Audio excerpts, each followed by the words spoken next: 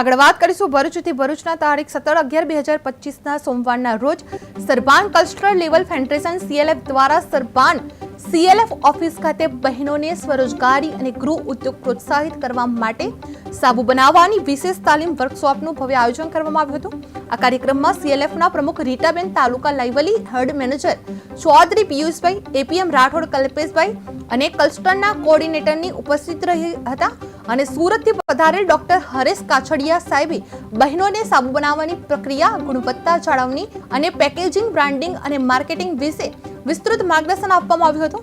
આ તાલીમ દ્વારા મહિલાઓમાં આત્મનિર્ભરતા અને ઉદ્યોગ શરૂ કરવાની ઉત્સાહભરી પ્રેરણા ફૂટી ઉઠી અને દિવસભરનો કાર્યક્રમ સફળતાપૂર્વક પૂર્ણ થયો હતો.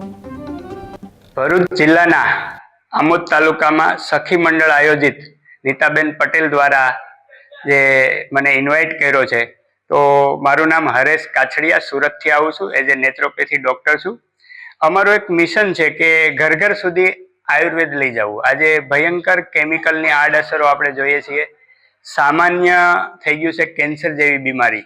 તો બહેનોને છે એ આ નેચરલ ભરૂચ જિલ્લાના આમોદ તાલુકામાં સખી મંડળ આયોજિત નીતાબેન પટેલ દ્વારા જે